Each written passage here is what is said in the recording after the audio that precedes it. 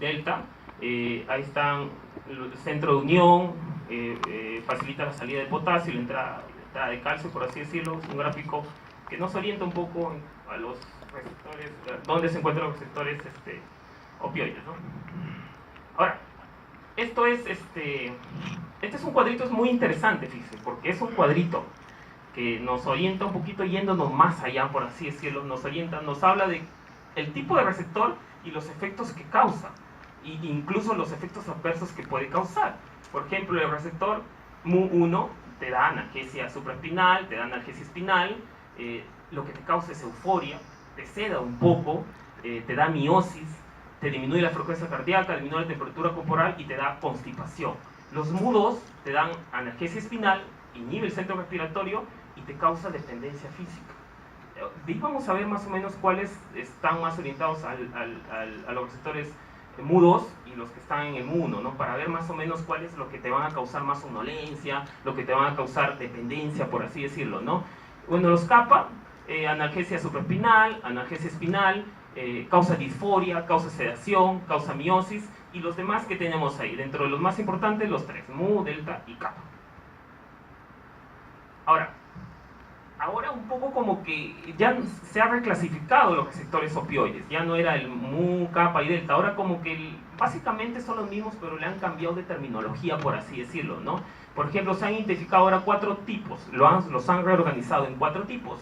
El OP1, que es el delta, delta 1 y delta 2, el OP2, que es el kappa, kappa 1, kappa 2, kappa 3, el OP3, que es el Mu, llamado MOP también, Mu1, Mu2, y hay otro receptor, el orfanocicectina o orfanina, FQ-NOP, que le llaman, y que está en estudio, por así decirlo, están estudiando, o sea, cuál es el mecanismo, cómo implica, y si podría ser una diana terapéutica ante nuevos fármacos que se están produciendo, ¿no? Esto es un cuadro parecido, pero ya con la nueva terminología, por así decirlo. Igual están, ahí los dividen, el Mu1 ya los juntan, que causa efectos analgesia, causa depresión respiratoria, causa sedación, causa euforia, miosis, dependencia física, alteraciones de la motilidad gastrointestinal. ¿Y cuáles son? Tenemos ahí como agonista la morfina y como agonista parcial la buprenorfina. O sea, ¿la morfina podría causar sedación? Sí. ¿Podría causar euforia? Quizás. Miosis también. Y dependencia física también. Y bueno, causa estreñimiento, como ya sabemos, ¿no? Y los kappa causan analgesia espinal, causan disforia, causan sedación, causan efectos psicomiméticos y dependencia física. O sea, los receptores kappa son los que ahí se ve la dependencia física hacia los opioides, ¿no? Y los delta, básicamente su mecanismo es espinal y supraespinal, causan analgesia espinal, alteran el afecto y la conducta, depresión respiratoria, y también modifican el tránsito gastrointestinal o la motilidad gastrointestinal. Ahora, ¿cómo clasificamos a los opioides? Lo podemos clasificar de 3 maneras: como acción sobre los receptores opioides, que pueden haber agonistas puros, como la morfina, agonistas parciales, como la buprenorfina, agonistas antagonistas y antagonistas totales, ¿no? Lo otro es por la potencia, que ya lo habíamos visto, débil o menores, y los otros son los mayores, y por cómo se fabrican pueden ser sintéticos, semisintéticos y naturales. Ahora, aquí tenemos según la potencia. El débil o menor son la codeína, el destropropoxifeno, que ya lo han retirado del mercado porque causaba arritmias letales, la hidrocodeína, el tramadol. Nosotros manejamos mucho codeína y tramadol, y más el tramadol que otras cosas. Y los potentes tenemos ya la morfina, que es la BD, por así decirlo, lo que manejamos más, la oxicodona, que también manejamos oxicodona, la buprenorfina, que lo tenemos en parches ahora, y también el fentanilo, que lo utilizamos por vía transdérmica. Ahora, esta es una guía para descripción de la terapia en opioide crónica. ¿Qué tenemos que hacer primero? Nosotros primero tenemos que seleccionar la vía de administración menos invasiva posible. Idealmente, la principal vía de administración tiene que ser la vía oral.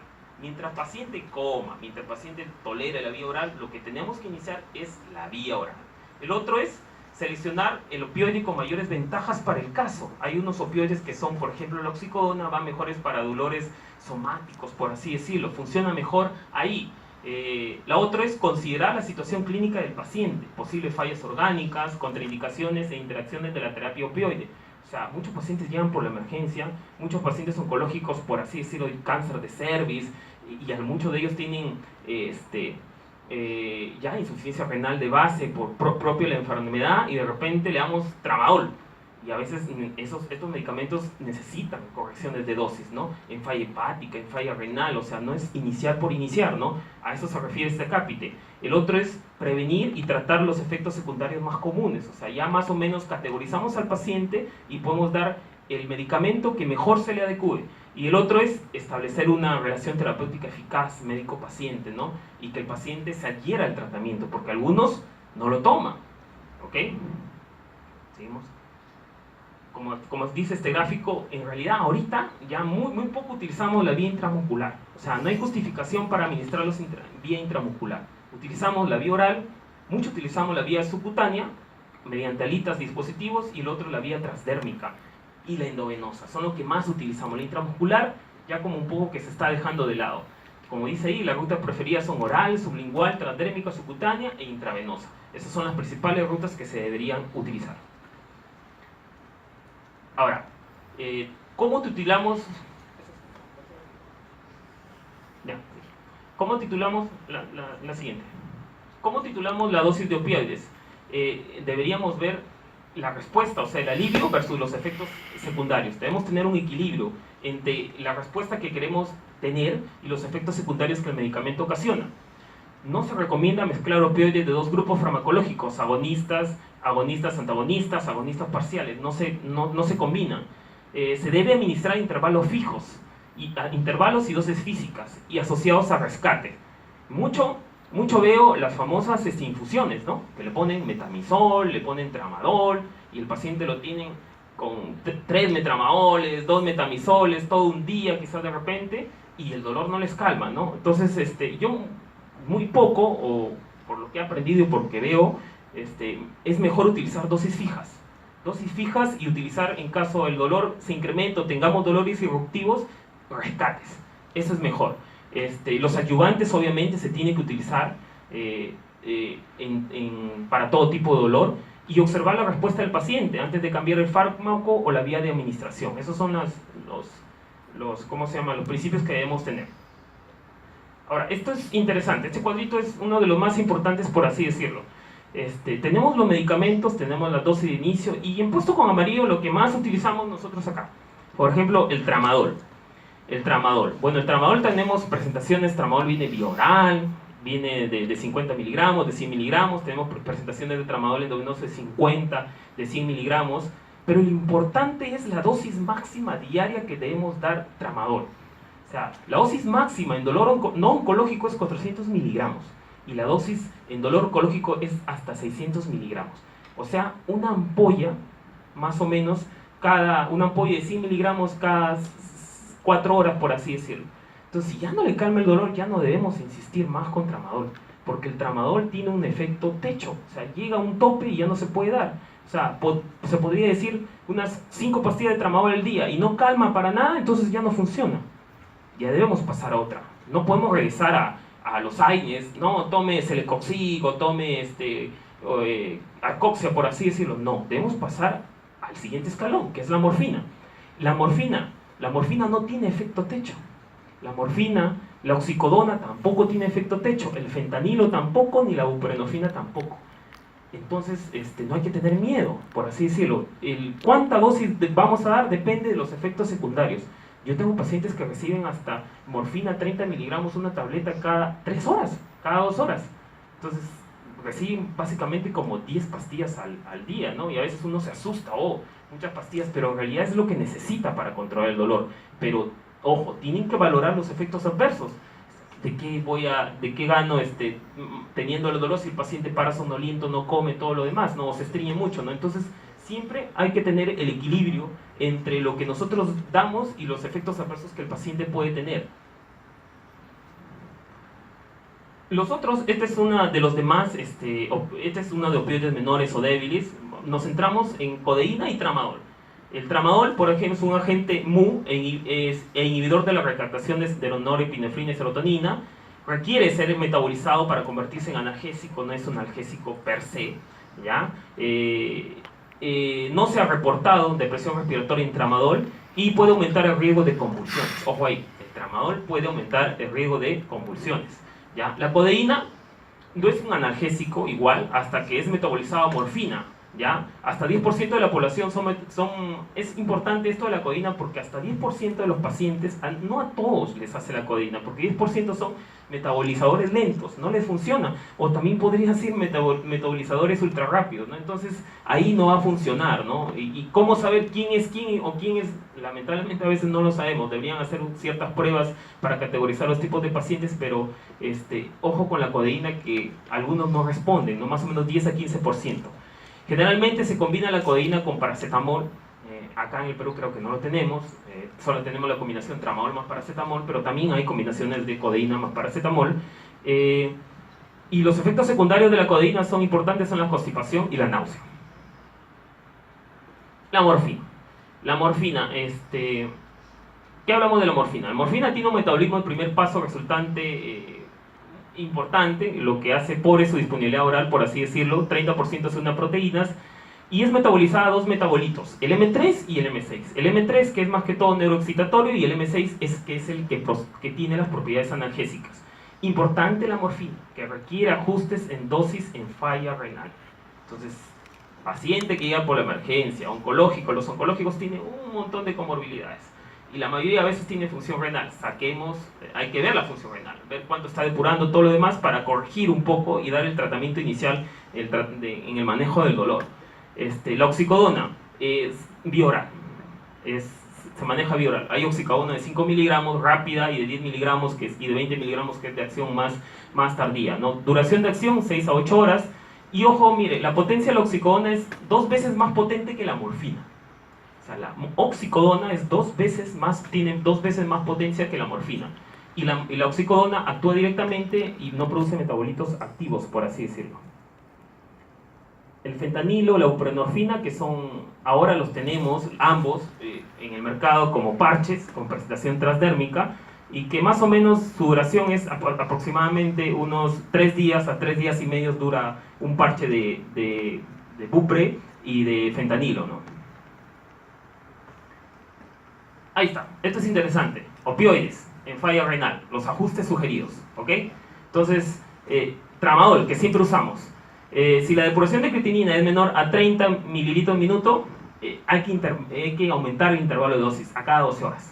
No lo podemos dar cada 4, cada 6, sino cada 12 horas. Y la dosis máxima sería 200 miligramos al día de tramadol en pacientes que depuren menos de 30 mililitros minuto, ¿ok? Es importante esta diapositiva. La morfina. Cuando la depuración de creatinina es mayor o igual a 50 mililitros minuto, no necesita ajuste. Pero cuando ya hay de 10 a 50, tienen que recibir más o menos el 75% de la dosis normal.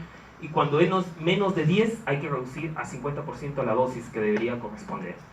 La oxicodona puede prolongarse ligeramente la vida media en la eliminación en pacientes con falla renal.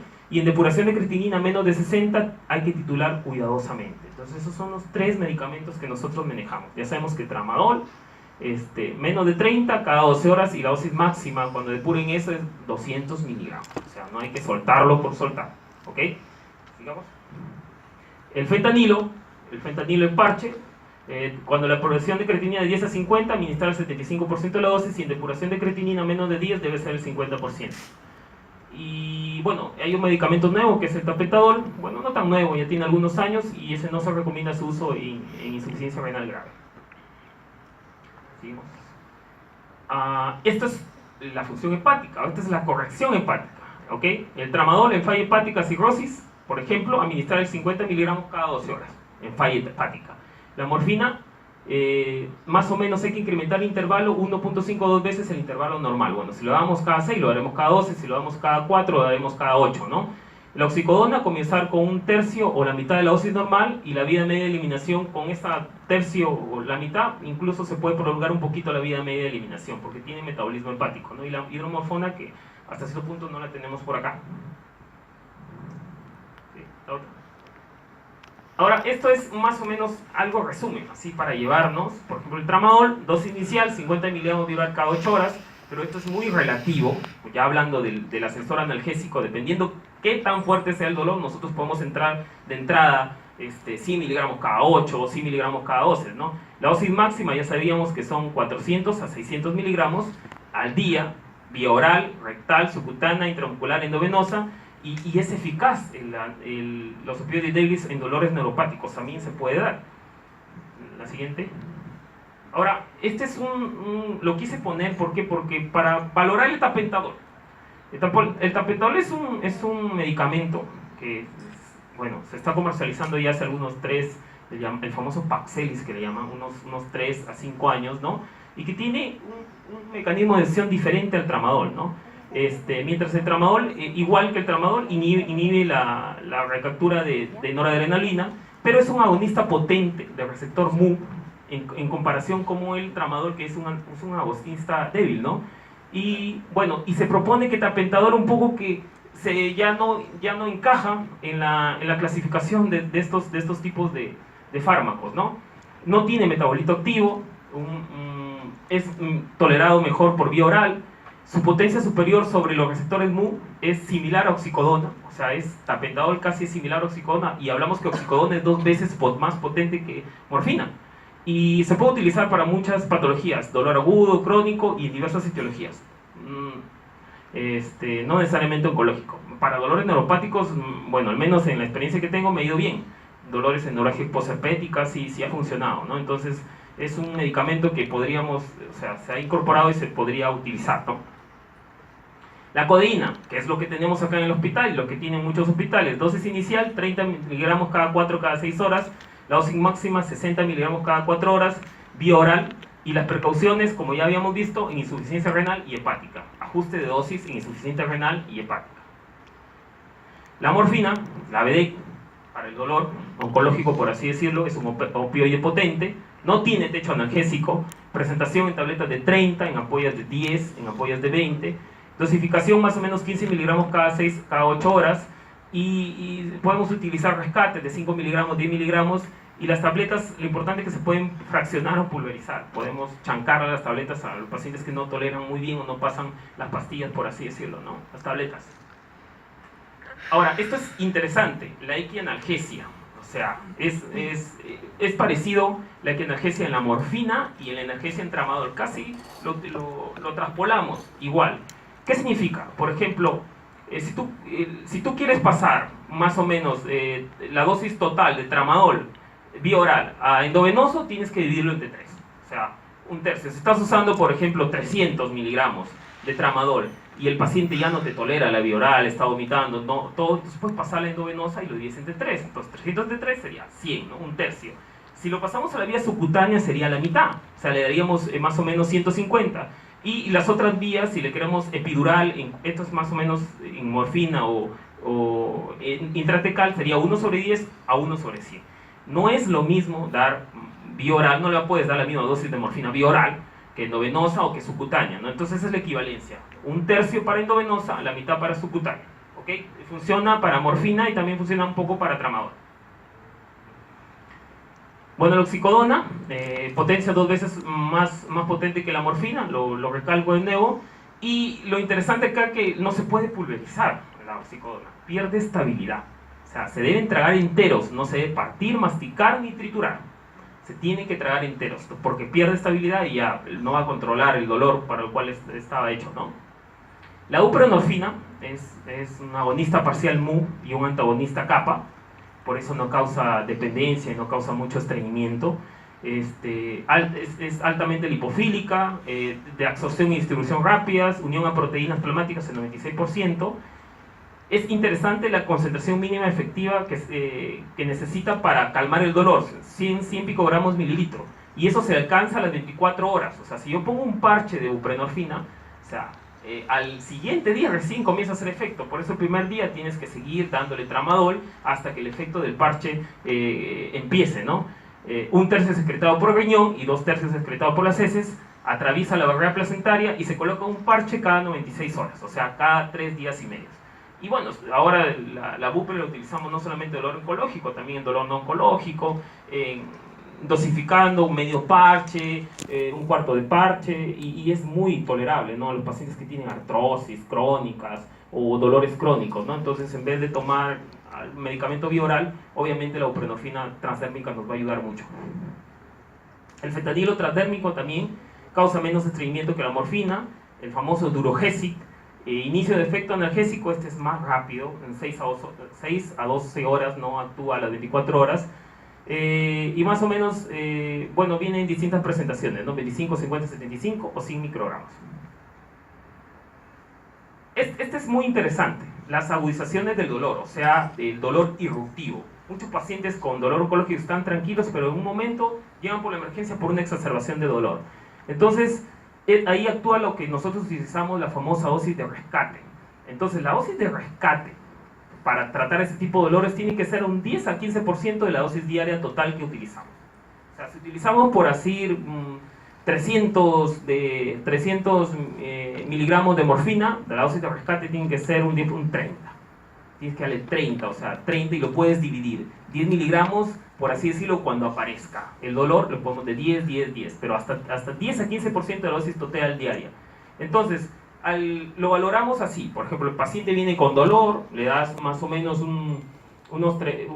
comienzas con morfina, por así decirlo, unos 30 miligramos cada 8 horas, que son 90 miligramos, pero en 2-3 días viene el familiar y dice, doctor, he tenido que utilizar dosis de rescate, media tabletita, porque ha tenido 3 exacerbaciones, por ejemplo. Si utilizamos más de 3 o 4 rescates, debemos contabilizarlos y aumentar la dosis diaria total.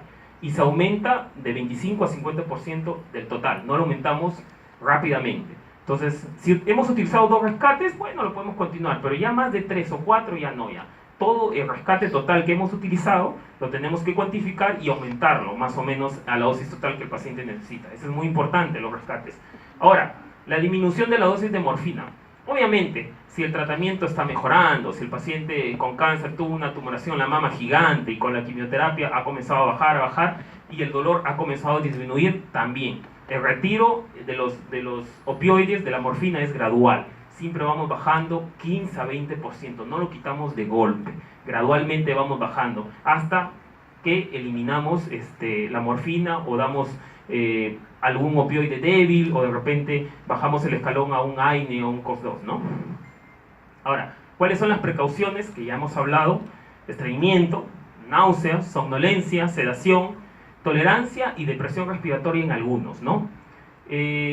Y obviamente los efectos secundarios son más intensos si el paciente tiene falla renal o insuficiencia renal. Hay que tener cuidado en eso. Aquí este cuadro es muy interesante, ¿por qué? Porque ¿cuáles son los opioides que generalmente causan más estreñimiento? Codeína y oxicodona, son los que más estreñen. Entonces al paciente que le iniciamos codeína o oxicodona tenemos que darle laxante. Utilizamos mucho la lactulosa, utilizamos mucho el Dibrolax, todo eso, ¿no? Los opioides que causan generalmente menos estreñimiento son los parches son muy bien tolerados. Y los que causan mayor náuseas y vómitos, el tramadol y la morfina.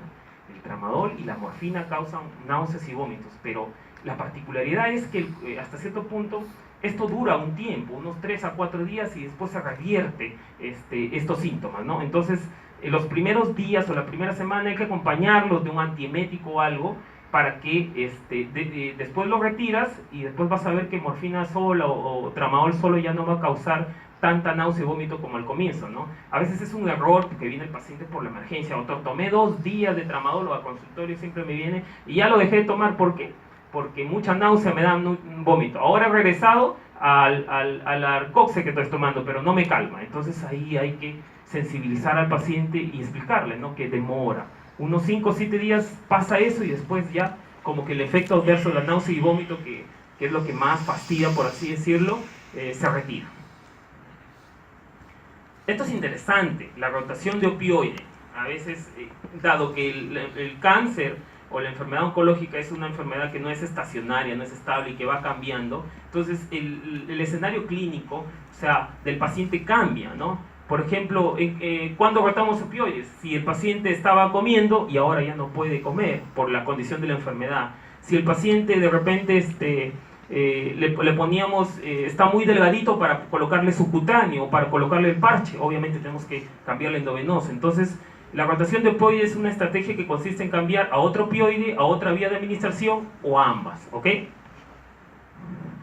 Entonces, ¿cuáles son los objetivos de la rotación opioide? Es mejorar la analgesia, ¿ok? Algo más potente, porque no teníamos eficacia, Disminuir los efectos adversos también, porque hay pacientes que no toleran la vía oral, por así decirlo, y prefieren la vía subcutánea. Y lo otro es por cambios el paciente o situaciones externas. Por ejemplo, lo operaron, de repente no puede alimentarse, entonces hay que rotarlo a subcutánea o endovenosa, ¿no? Y este cuadro es un cuadro de resumen, es muy interesante. La morfina. Dividir, multiplicar, dividir, multiplicar.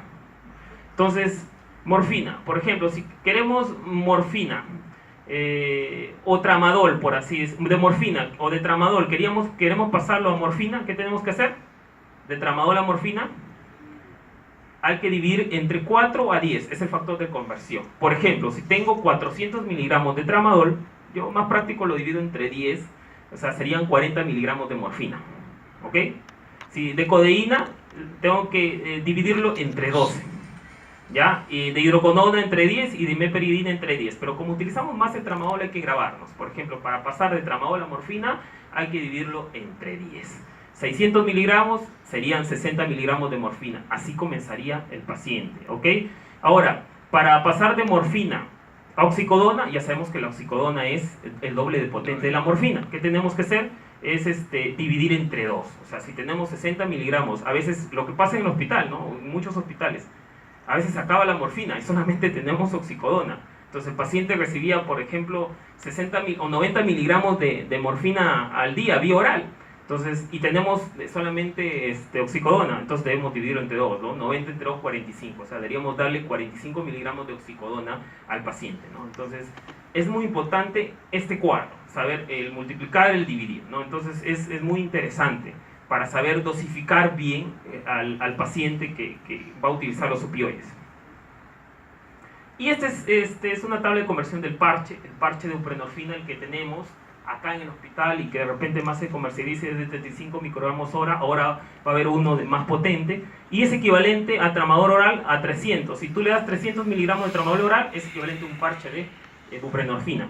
Si le das la buprenorfina, es equivalente a 60 miligramos de morfina oral. Y de fentanilo es equivalente a un parche de 25, es equivalente a un parche de 35 microgramos hora. Esas son las equivalencias. Entonces, hay una salvedad ahí. La vía transdérmica es una vía muy fácil, muy fácil de usar, pero hay que tener, se utiliza cuando ya tenemos una dosis controlada del opioide. O sea, cuando ya sabemos que con 60 miligramos de morfina, por así decirlo, le calma el dolor y está tranquilo, entonces ahí podemos utilizar el parche, ¿no? Porque a veces si no le calma el dolor y le ponemos parche, no va a funcionar, ¿no? Entonces vamos a tener que usar uso de muchos rescates y todo lo demás. Bueno, ya estoy terminando, ya quedo por acá. Dolor neuropático, como dije, utilizamos antidepresivos, anticonvulsivantes. Ahí está, antidepresivos tricíclicos, la nortriptilina, desipramina, amitriptilina, inhibidores de la recaptación, duloxetina, y anticonvulsivantes, gabapentina y pregabalina, que utilizamos mucho en dolor neuropático, ¿no? El tratamiento de segunda línea del dolor neuropático, ya sabemos que los opioides débiles y los opioides fuertes también funcionan en dolor neuropático, bupre, oxicodona, metadona, fentanilo, y los opioides de tramadol también se pueden utilizar como segunda línea, ¿no? Bueno, estos son los efectos secundarios de los coadyuvantes. Continúa. Y esto es más o menos cuáles son las metas actuales de la investigación en dolor oncológico, ¿no? Ahorita que se está haciendo, se está desarrollando más drogas no opioides, ¿no? Y lo otro que se está haciendo es refinar los opioides que ya tenemos y tratar de utilizarlos en otras vías, a ver si funcionan mejor o si son más toleradas que las comunes que utilizamos, ¿no? Es igual a lo que he explicado. Estos son las nuevas terapias emergentes que se están utilizando: oxicodona, combinación con naloxona oral, fentanilo oral transmucoso, tableta bucal de fentanilo, efervescente. Esos son lo que se está actualmente lanzando, por así decirlo, ¿no? Y las conclusiones, que son las conclusiones, bueno, que tenemos que el cáncer dentro de los próximos años sería una de las principales causas de mortalidad en el mundo, quizá la segunda, ya el cáncer está viniendo de atrás hacia adelante. El 80% de los pacientes oncológicos presentan dolor en la evolución de su enfermedad, casi el 80%. El dolor es uno de los síntomas más temidos, como lo dije, y habitualmente infratratado, porque la mayoría, es infratratado, por así decirlo. Tiene causas origen múltiple, Ya sabemos que tiene que tener un manejo integral, no todo es opioide, no todo es farmacológico, también está la terapia física, los bloqueos, el soporte emocional, la parte psicológica también ayuda mucho al paciente oncológico. Medidas, como dije, farmacológicas y no farmacológicas. La mejor vía de elección para el tratamiento es la vía oral y la vía transdérmica. Si hay la vía oral, si el paciente come, tolera la vía oral, es mejor utilizar la vía oral más que la vía intramuscular, ya sabemos que ya está en desuso. Los opioides débiles tienen dosis tope, ojo, la codeína y el tramadol, 400 miligramos para dolor no oncológico y 600 miligramos para dolor oncológico, dosis tope, no se puede utilizar más. Hay que elegir adecuadamente el opioide ideal considerando la respuesta al tratamiento y los efectos adversos. Hay que equilibrar la equiналgesia en morfina y tramadol. Ya sabemos que para darlo intramuscular para darlo subcutáneo es la mitad y para darlo endovenoso es un tercio. Que la dosis de rescate de los opioides son de 10 a 15% de la dosis total y la reducción del opioide debe ser progresiva, ¿no? ¿Seguimos? Y bueno, esta es una señora, una enfermera, que investigó mucho, aportó mucho en el tema de la medicina paliativa, ¿no? Que decía, tú importas por ser tú, importas hasta el último momento y haremos todo lo posible no solo por ayudarte a morir mejor, sino para vivir hasta el final. Entonces es una buena reflexión. Y el final, agradecerles a todos por